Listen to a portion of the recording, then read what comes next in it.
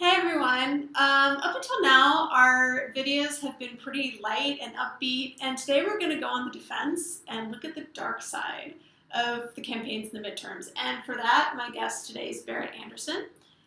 And we're actually in the same physical space, which is really exciting, rather than Skype.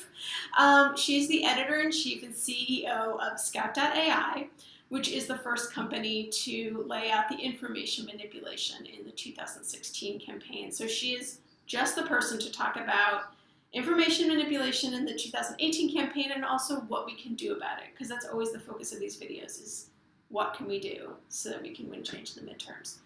So Berit, can you just start us off with, what people in the resistance should know about information manipulation in 2018? Yeah, absolutely. So first of all, I want to say that we weren't the only company to write about it. We were the first media company that laid out the full technological backdrop of the information manipulation that took place, and also how to think about that. So there were a lot of other journalists that were doing important early work on that as well. But so the problem that we're dealing with, both as a country and globally, is there are a few very powerful actors that are very focused on dividing democracies around the world, right? So, and they're doing that through information manipulation that takes place or has taken place primarily through social networks like Facebook and Twitter and Instagram. So that's something that we can continue to expect in the 2018 election, something that we saw in special elections in 2016, even at the level of state representatives. We saw that happening in Washington and in Virginia. So it's a big problem, and it will probably affect every race. This is something that will be a problem for Democrats, absolutely, and for progressives, absolutely. It will also be a problem for conservatives and specifically centrists. One of the main strategies, particularly of Russia, which has been ongoing since the end of the campaign, they've continued this since the end of the campaign, is to focus on specific cultural groups or political or social issues in the United States, and to loop people into Facebook groups that are aligned with specific cultural groups, and then to use those groups to feed these groups into kind of enraging messages or messages that are intended to increase that cultural divide, and to make Democrats hate Republicans and Republicans hate Democrats, right? So the whole goal is to continue to divide the country because that weakens the democracy. So that's Russia's strategy. I think, as far as I can tell, the Mercer strategy is similar, with the whole goal of like smaller and smaller and smaller government, essentially. So how can we continue to weaken democracy here in the United States, mostly and primarily by dividing people and keeping them angry at each other, essentially. Okay, so this is all pretty depressing. So what can we do about it? How will I know if I see something coming on my Facebook feed that's potentially an example of this kind of manipulation, and what should I do? So there are a couple of kind of key signals that you can really look for. In the 2016 election, one of the strategies that I had that was really important is that these people are not necessarily trying to change your mind about things, right? So they're really trying to change your behavior, and they're trying to play on your existing beliefs or existing allegiances or alliances, and to use that to shift your behavior. Sometimes this it's often like incendiary news. So if you're seeing things come through your feed, you may or may not that seem particularly outraging. The first thing to do is to check and make sure that the source is a source that you really trust. Do you recognize the source? Is it trustworthy? If not, do some research. Figure out if any other news companies are reporting on this. The second step is it might be true, right? So this information might, in the case of the DNC, these were real facts, and so the thing is a lot of this information that's coming out that's being used to manipulate you is not false. It's not all fake news, and in fact, most of it is not fake news. So you need to think about where is this coming from? Who is releasing this information, and what is their bigger goal? So I have this piece of content in my Facebook feed.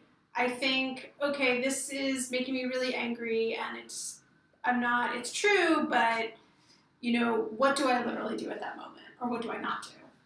So the one thing that's really important is don't let it make you super angry. I mean, you can feel super angry. That's totally fine. Whatever you do, however you feel, no one's gonna police that, right? But keep in mind that is usually probably the goal, right? So if you're feeling super angry, it's useful to take a moment and kind of step back and think, why am I feeling this way?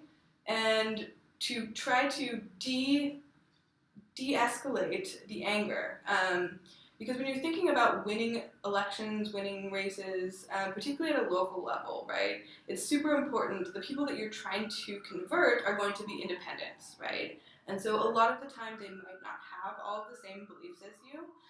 They might have some of the same beliefs, but they might think other things about other specific issues that, I mean, these could be things that you find morally reprehensible, right? But the key to winning these races is not to call them morally reprehensible, call them names, tell them they're a bad person. That has never changed anyone's mind or brought them over to any group, right? Mm-hmm. So the biggest thing is to focus on, like, keep putting out your messages, keep putting them out positively. Don't fall victim to the anger trap. Don't let yourself become a cog in the anger machine. And really just focus on being empathetic towards these people and respectfully disagreeing with them rather than letting yourself kind of fall into that trap. Should I share this content and say, hey, this is propaganda?